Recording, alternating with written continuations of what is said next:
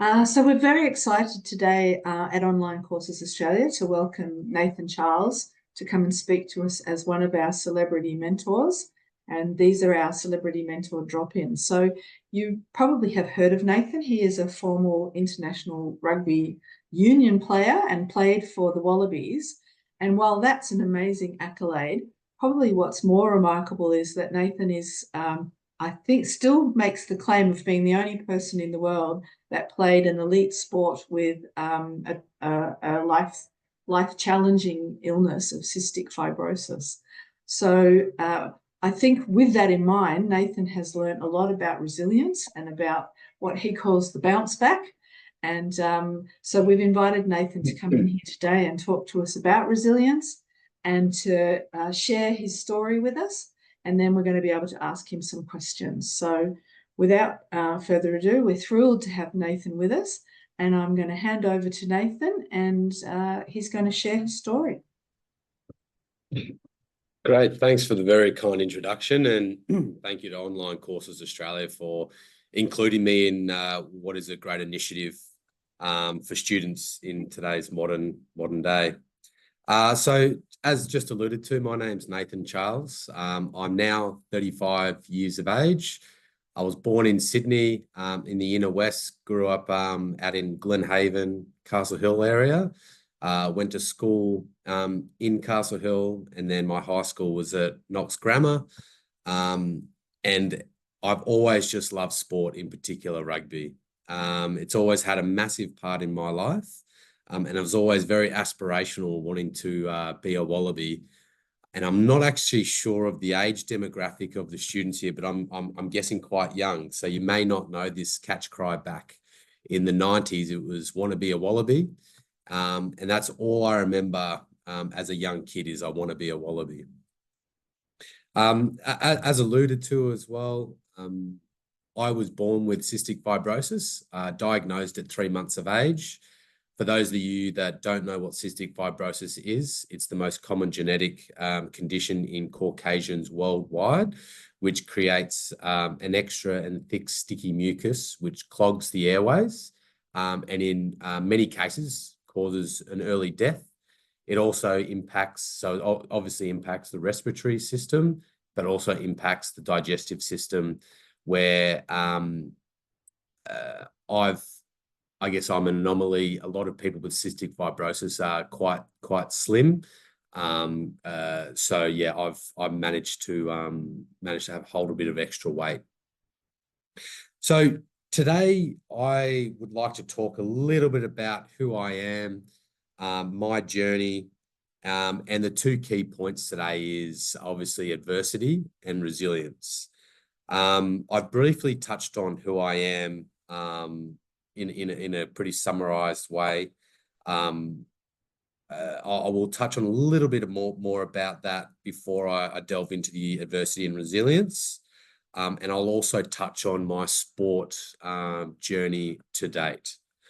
So where life has me right now, currently the executive general manager of the Sydney University Football Club, based in here in Sydney.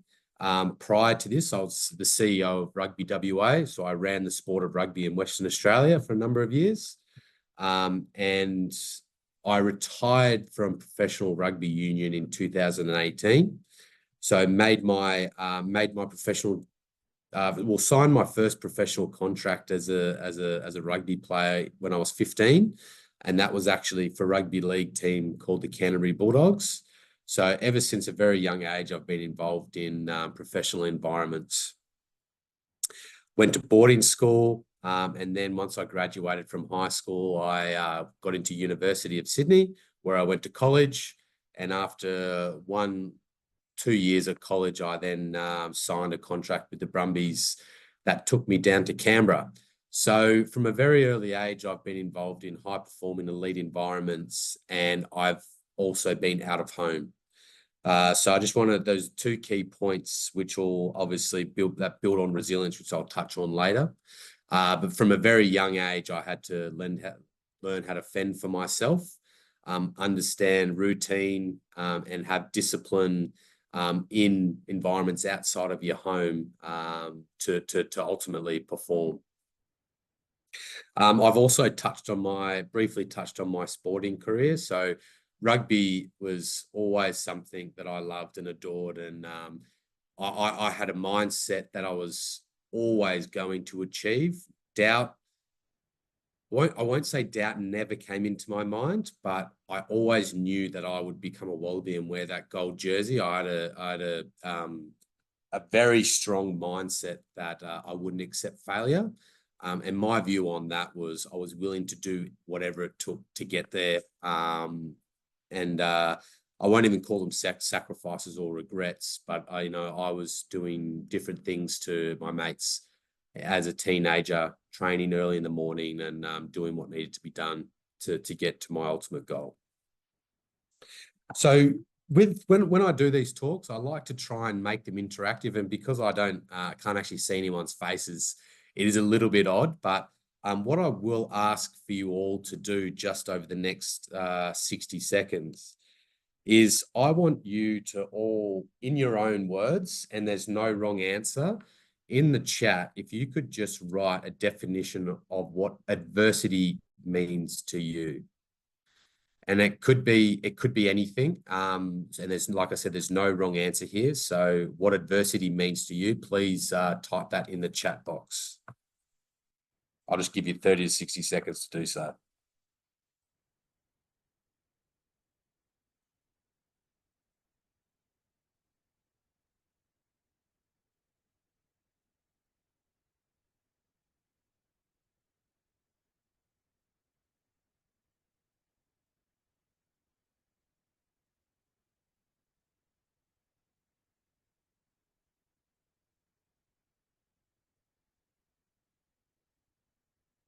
Had a couple come through.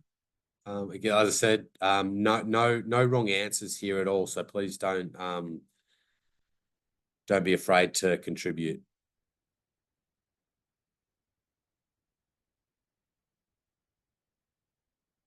Okay, just another 20 seconds.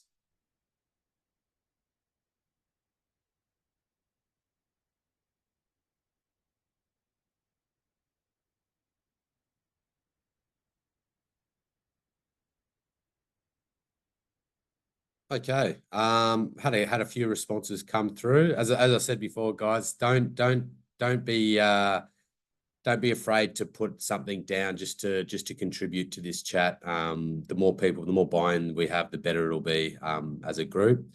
The reason I like to make that interactive is because out of the responses we've got, they've all been different. And that's the whole point of adversity. Adversity is what we see it through our own lenses and our own eyes. We've got a couple of responses here where it says adversity refers to difficulties, challenges, or hardships that individuals face in life, a health issue, lack of resources, being alone. Adversity in my experiences can come in two forms. Acute adversity that happens at the click of a fingers. So, one moment you're doing one thing, you might get knocked around, and that then impacts your life instantly. The second one is long-standing adversity, i.e. my health condition. I often get asked the question, what's it like having cystic fibrosis? And that's actually a question that I can't answer because I don't know any different. So that's an adversity that I've faced, and my life has been based, and my life routine has been based around that adversity, and my life has been shaped long-standing to everything that I do on a daily basis, has shaped how I live my life. So that's a long-standing adversity. Acute adversity, as I mentioned, is something that happens instantaneously. So, for example, throughout my sporting career, I've had a number of major reconstructions, and one of the stories that I would like to share is in my last ever Test match for the Wallabies against the All Blacks in New Zealand. I actually tore my pec off the bone. Now, that is probably the hardest adversity that I've ever had to face in my life, from a professional standpoint. The reason I say that is because I was at the top of the game. I was starting for the Wallabies. It was my lifelong goal. And at that point in time, I was the best person in Australia in that position. So, and I was playing the best number one team in the world in the All Blacks. And I was living my life dream. Now, in a moment, that was all torn away from me, literally and figuratively. So in a scrum, I actually got into quite an awkward position, and I tore my pec completely off the bone. And obviously I was in excruciating pain. I managed to play on for another 5 to 7 minutes, and then just couldn't take the pain anymore. Walked up to the change rooms and walked in the change rooms. And as I walked in the change rooms, it's a very special and ceremonial place, a Wallabies change room. On your locker, it had your name, and it had the 5 people that had gone before you in that position. Now, what that says is you're just a guardian of the jersey. You don't own it. So make sure you leave it in the best position possible for the person that's to come next. Now, at that point in time, I'd realized how much hard work and effort I'd put in to get to that point for it just to be completely torn away from me. So with that being said, I actually just sat in my locker and I cried. I cried for a good couple minutes, just because it was hard. It was really hard. And I knew it was over for that time being. And it was hard to face in that moment. There's a lot of emotions. So that is an acute type of adversity. Now, resilience naturally comes from facing adversity. As I mentioned before, with the 2 different types of adversity, the long-standing adversity with the cystic fibrosis in relation to me, that has actually significantly shaped my life, my daily routine, the key messages, and how I live my life, i.e., being a respiratory condition, it's very important to be diligent around my medications. It's very important for me to exercise. So I make sure those key aspects are integrated into every single part of my life and my daily routine. Therefore, how I've dealt with that adversity creates a resilience to ensure, right, I know what the correct things are, to make sure that I can still succeed and prosper, even though I have faced a significant adversity. That long-standing, obviously you don't know any different, but it's still a continual learning and education around how you can do things better. With my CF, I've always said that knowledge is power. The better I know the conditions, how to best treat them to ensure that I can still compete at the elite top level, was the best answer. And that naturally enabled me to create a stronger resilience, because if I had the knowledge and I knew what to do, then the only thing stopping me from getting to where I wanted to be was work ethic. And to me personally, that's not an excuse at all. So once I understood and knew what to do and how to get there, it was just a matter of doing it. And as I mentioned, that's never an excuse in life, is just doing. That's the easiest part of achieving. Now, the second adversity in terms of acute, where it happens just in the bang of a second, can create a different type of resilience. Because you knew what it was like beforehand, there's obviously a number of stages you go through, from grieving, emotions, depending on the severity of the adversity. Does that change the way you have to live your life? Does that change the way you can exercise, or even the way your routines are every single day? So that means then you have to re-educate and relearn specific items within your life to ensure that you can still compete at a high level. And when I say compete, I mean that can be on the field, that can be off the field. It's, you know, a competition with yourself about where you want to get to. So I guess an example that I'll give you is with my pec tear. I had to go and get a reconstructive surgery, which actually took place 3-4 days after the game, where I was in a sling for, you know, 5 to 6 weeks. Lost a significant amount of muscle and was out of the game for a good 6 months. And the way the surgery went has actually altered the way my shoulder worked and the alignment piece and all that. So I had to, I guess, learn and build and train new muscles up to ensure that it got as strong and as resilient as I was prior to the injury. Along with that, there's also a mindset of accepting what's happened and understanding the stages and milestones of, in this case, rehab, to achieve, to move on to the next one, to ultimately get back to the pinnacle of what your goal is.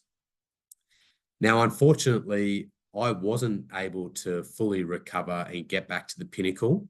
However, with the resilience that I'd built up throughout my life and my career, I was able to pivot, to reevaluate my goals and my mindset and switch that into something else that meant something to me. Now, that's not to say that playing for the Wallabies wasn't the number one thing in my life. It was. But at some point in time, you actually have to come to the realization of what's happened and what's realistic for you now. My priorities in life had changed. I was getting older. The end of my professional career was getting closer. So a lot of that focus was on the transition into, as some would say, the real world. So my focus then shifted significantly to the off-field work.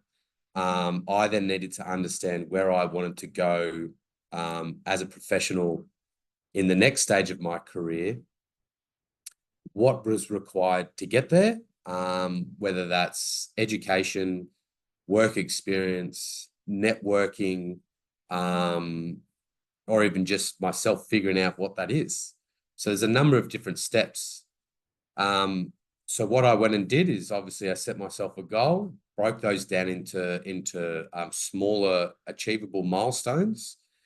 I signed up and I did my Masters of Project Management at the University of South Australia. That was actually my second degree that I ended up completing after my undergrad at Sydney University. I'd done diplomas in a range of different areas, ranging from mortgage broking, work health and safety, which then ultimately led me into the project management masters, which I did online virtually from Europe. That's where my rugby career took me next. During that time, during study, education, and a different stimulus, it then gave me some clarification on what the next stage was for me. And fortunately, I'd done the networking throughout my career. I had the relationships. I had strong mentors that I could ask for advice and guidance, which I was very fortunate to have, which then led me into conversations with people that again gave me a further insight into the transition to the expected work in certain industries. And those opportunities were priceless because it enabled me to be proactive around the next stage of my life. As I mentioned before, knowledge is power. How you use that is very individual to yourselves. Relative to me, the knowledge around my medications, what it was treating, when it needed to happen, the knowledge around the benefits of exercise for my respiratory, for my mental health, and also my physical health. Tertiary education, one, for a stimulus to keep balance in my life away from rugby, but two, to also always keep learning, keep progressing, keep pushing forward. And, that could even mean around family and balance. The knowledge of how you best operate.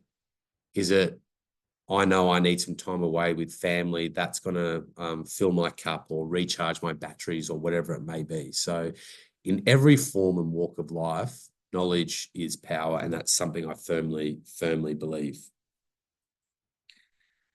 The other key point is around exercise is the best medicine. That's just very simple, but I just think getting out, being active is just really good for your headspace.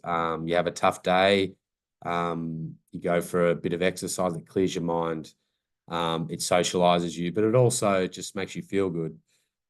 And the third message is, no matter what, everyone in life will face adversity. As I sort of asked the question before, adversity is the definition of how you see it through your eyes, through your lenses. And that could be different for every single person in this world. But what's consistent is everyone in life will face an adversity. My view is you shouldn't be judged based on the adversity that you face.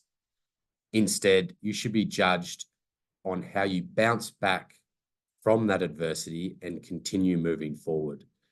That's how resilience is created. And the more adversity you face front on, head on, and you deal with, the stronger your resilience will be. And I guarantee you that you will be able to deal with any of life's challenges if you front it head on. You have the knowledge to understand what happened, why'd you get there, and how'd you get out, reflection, and you will be able to deal with all of life's fantastic challenges, because ultimately that's what makes us the people that we are today. So I just wanted to open it up to the group now around any potential questions on what I've just said. I'm more than happy to take any questions, and please don't hesitate to ask. One of the questions was, do I have a theme song for my life? I actually don't have a theme song, but one of my favorite songs is by Survivor, Eye of the Tiger. I've always just, I love Rocky, the movie. I love how he wants to achieve, he's the underdog and he wants to achieve. There's a lot of symbolic ideologies in that movie that I relate to. And that song just gets me pumped up whilst he's running up the stairs in Philadelphia there. So I don't have a theme song, but that's definitely one of choice. One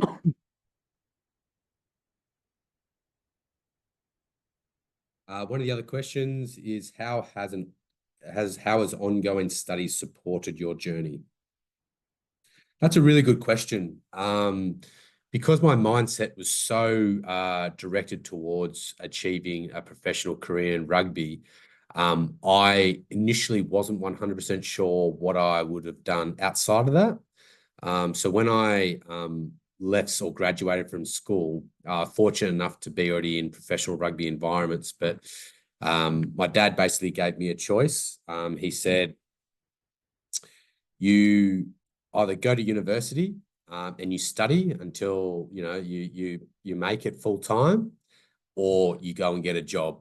And naturally, I didn't want to work a 9 to 5 or 7 to 3 job straight away. So I went to university at Sydney, studied a arts and science course, and it was a fantastic course for someone like myself that wasn't 100% sure of the direction academically.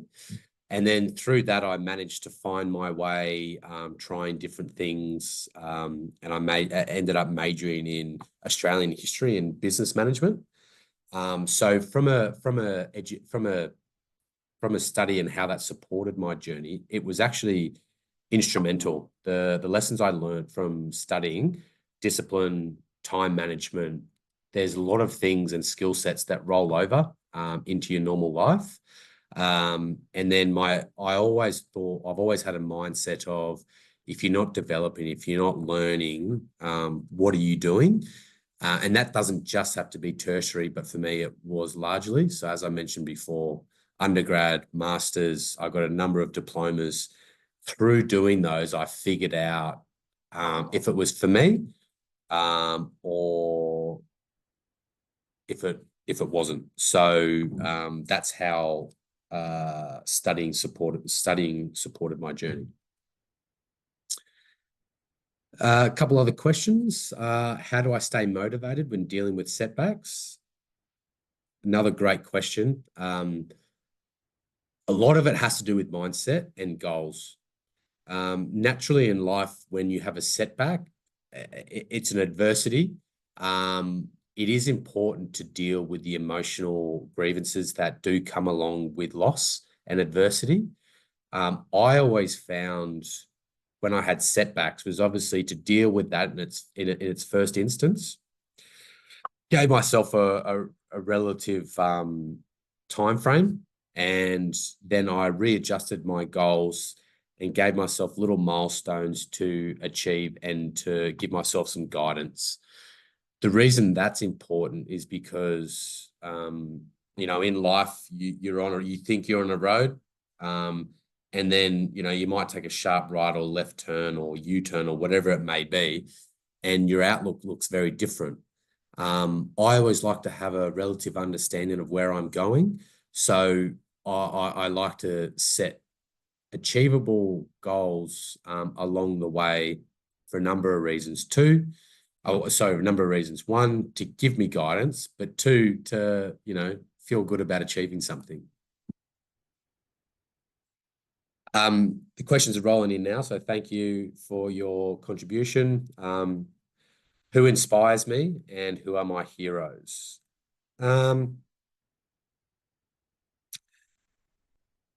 Yeah, obviously, I think I've got a great positive mindset from my family and from my parents. They've always been extremely supportive. I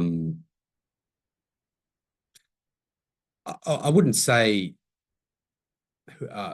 not necessarily heroes, but what I would say are stories along the way, most notably in sport, where you see people who face adversity and the mindset they have to come back and succeed. I used to watch a clip of Derek Redmond before I ever played a game. Derek was an Olympic sprinter in I believe it was the 400 meter, 2 or 400 meter. And in the final, he was the favorite to win, and he actually tore his hamstring running. A similar thing to what I mentioned before. He'd worked so hard to get there, and Olympics only comes around every 4 years. He just wanted to finish the race, and with a torn hamstring, his dad runs onto the track, and they finish the race together. Stuff like that. I love seeing sporting documentaries about those types of people that share similar mindset. A time when resilience led to an unexpected positive outcome. Yeah, 100%. I have a very optimistic outlook on life, and I believe that things happen for a reason. And I believe there's a positive to every decision or action that's made. You may not see it then and there in the moment, and I've been in plenty of those situations. But ultimately, as I said before, it's about resetting where you are in life, who you're around, and what you want to achieve. What's done is done, and often we can't go back and change it. So what's better is you can actually then create and shape the path that you have moving forward. So I would like to think that out of every adversity that I've faced in life, there has been positive impacts, because in my life I've achieved some great things, and I continue to want to push the boundaries, become a better version of myself. And I think every day, if I'm doing that, then it's leading to a positive outcome. And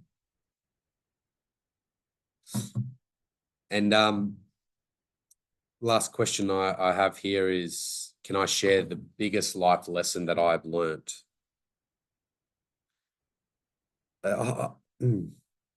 It's a difficult one because I've learnt a lot of great life lessons. I think knowledge is power is a great life lesson. As I said, behind every decision or everything we do, it's understanding the why. And if we have that, yeah, then it helps us move forward. I also in life believe that we can do anything. The only thing stopping us is ourselves. What I mean by that is, if you want, and I genuinely believe this when I say it, if I wanted to go and become a doctor, if I genuinely wanted to do it and I had that mental fortitude and drive to do it, I would go out and find out what it would take to get there, and I would do it. But I don't have a drive to become a doctor. But all I'm saying is, if we really want something in life, go and do it, go and get it. It's your mind, it's the adversity, it's maybe the fear of failure that are stopping some people. And I think the power of the mind is just incredible. And once you can unlock that fear of failure, you'll be surprised with how much freedom, how much you stop caring about what other people think, how much you'll stop caring about, if I fall, can I get back up? Because at the end of the day, if you want something, go get it. Work hard and do your best. Top 3 tips for students overcoming adversity and achieving their goals. First and foremost, I'd say you've got to have them written down. I always go off the SMART principle: specific, measurable, achievable, realistic, and a time frame. Those are the principles that I have when setting goals. I like to have, they call it satellite and helicopter type goals as well. My satellite goals would be my yearly goals. I would always write them up on a whiteboard, and I'd have my key goals for the whole year. And they'd be very high level. I'd split it up between professional, social, family, and education, essentially. And I'd have my goals for each one. Then what I'd do down to the helicopter is I'd break them down to a lower level to understand the stepping stones I needed to take to achieve those bigger goals. You need to understand the path. And at times, perfect to today's conversation, you're going to get knocked off that path. Nothing's straightforward and easy in life, but that's what makes it exciting. So the top 3 tips I'd probably say are, set your goals, write them down, have them visible so you can actually look at them, keep yourself accountable. Have your satellite and your helicopter, and don't be afraid of failure. Things happen, knock you left, knock you right, get back up, keep going forward. And the question, what is next for Nathan Charles? What's next for me? I'm made the move back to Sydney about 14, 16 months ago to be closer to family and friends. Spent a lot of time away from them throughout my career, always been overseas or interstate and traveling.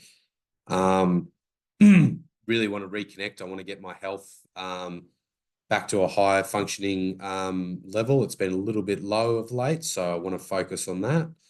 And from a professional standpoint, I want to keep bettering myself. Loving my role at Sydney University at the moment, and then I want to be able to set this business up for success, for long-standing success, and then I want to move potentially into a different area of work, potentially transformation, growth, and challenge myself in a different professional environment. Looks like that's the end of our questions, Nathan. So thank you so much for sharing those with us. I guess I wanted just to circle back to a couple of things, particularly your motto of knowledge is power. That's just brilliant. And obviously that resonates beautifully with Online Courses Australia, because we're all about lifelong learning and assisting people to study. So with that in mind, knowledge is power. You've spoken about the study that you have done. How do you cope with the challenges of study when you're working and it's actually our average student probably is more mature age, probably not quite as young as you might think, and Yep. so many of them are working and trying to study at the same time. And how did you juggle some of those things so that you could build your knowledge? Yeah, really good question. But it just comes down to time management and prioritization of your goals. A really good example was when I was playing and living in Bath in Europe, and I was studying my Masters of Project Management in through University of South Australia. So one, it was a time difference. Two, I was on my own. It's like I was going to classes. So I just mapped out what needed to happen for my study. I then understood my schedule with rugby. And then I just balanced my time at time, which was difficult because you're full-time training, working, playing, but also socializing.